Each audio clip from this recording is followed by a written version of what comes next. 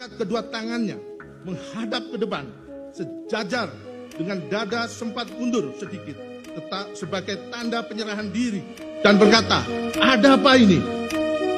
Selanjutnya terdakwa Ferdy Sambo SH-SIK MH yang sudah mengetahui jika menembak dapat merampas nyawa, berteriak dengan suara keras pada saksi Richard Eliezer Budiang Lumiu dengan mengatakan, "Weh, kau tembak, cepat!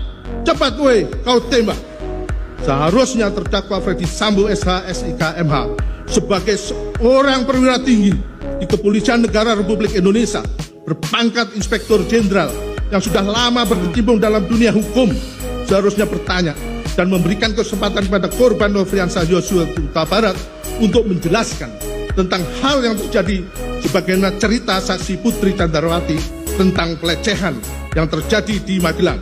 Dan bukannya malah membuat terdakwa Ferdy Sambo SH-SIK MH semudah itu menjadi marah dan emosi hingga merampas nyawa korban Nofriansah Yosua Huta Barat.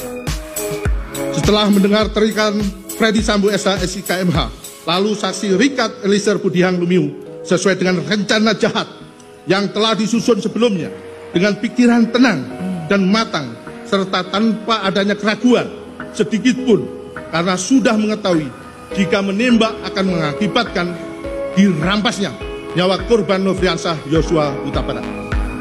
Langsung mengarahkan senjata api Glock 17 nomor seri MPY 851 ke tubuh korban Nofriansah Yosua Huta Barat dan menembakkan senjata api miliknya sebanyak 3 atau 4 kali sehingga korban Nofriansah Yosua Huta Barat terjatuh dan terkapar mengeluarkan banyak darah.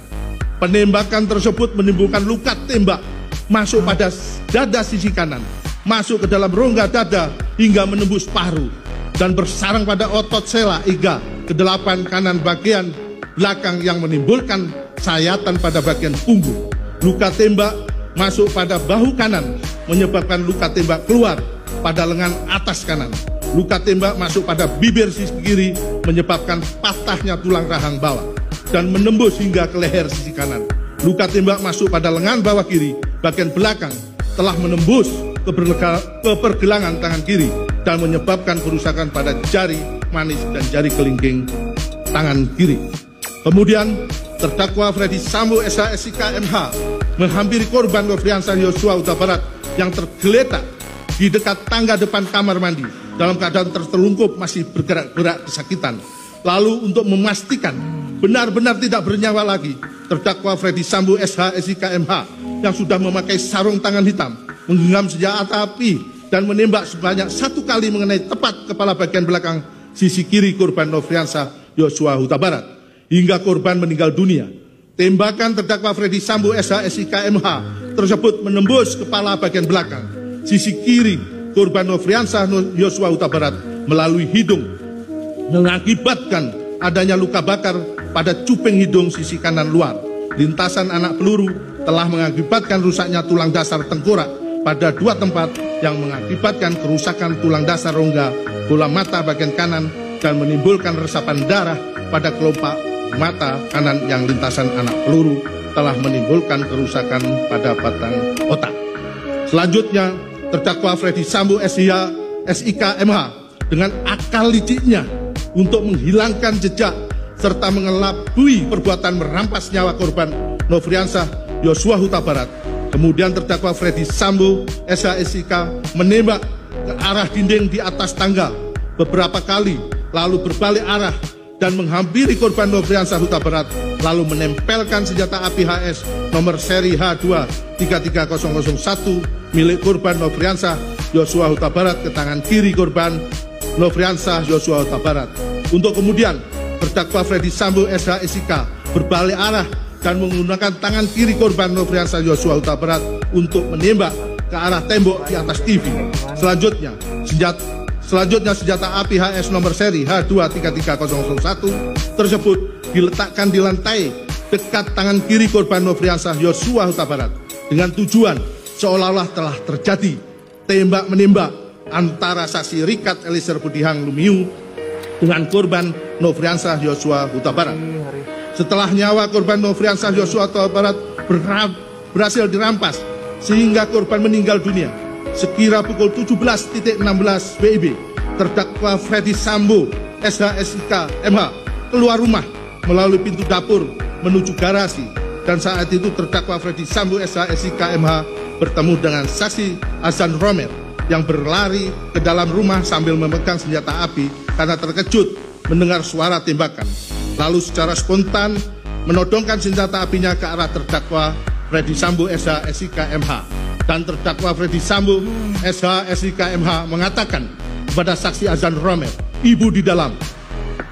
Setelah itu saksi Azan Romer masuk ke dalam rumah dan bertemu dengan saksi Richard Eliezer Budiang Lumiu. Kemudian terdakwa Freddy Sambo SH/SIK MH masuk kembali ke dalam rumah bertemu dengan saksi Richard Eliezer Budiang Lumiu dan saksi Azan Romer. Lalu untuk memperkuat skenario rekayasanya, terdakwa Freddy Sambo SH/SIK kembali berpura-pura melayangkan sikutnya ke arah saksi Azan Romer dan berkata, "Kamu tidak bisa menjaga ibu."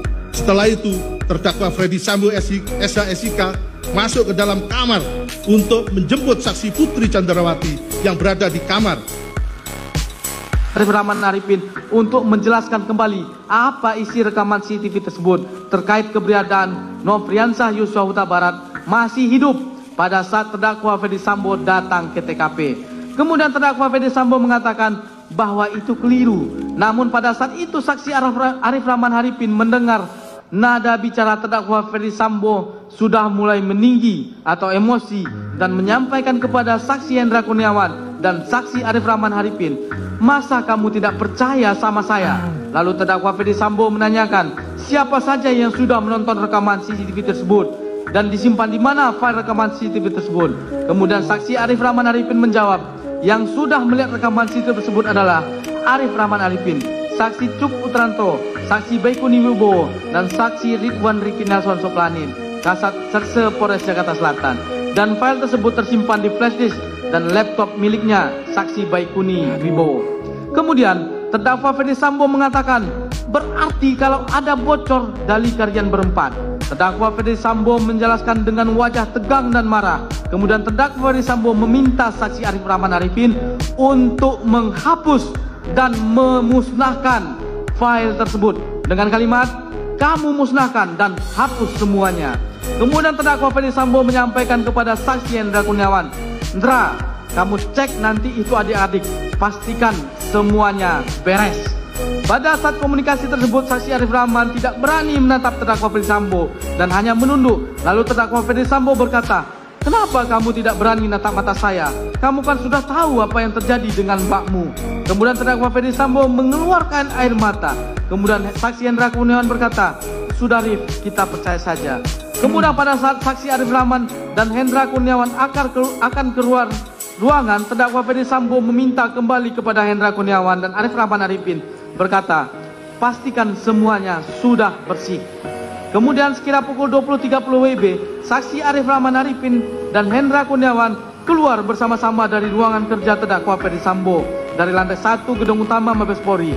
Selanjutnya saksi Arif Rahman Arifin pergi menemui saksi Cuk Putranto dan Baikuni di pantry di depan ruangan terdakwa Freddy Sambo dan menyampaikan permintaan terdakwa Freddy Sambo kepada saksi Cuk Putranto dan saksi Baikuni Wibowo untuk menghapus file yang ada di laptop dan flash disk.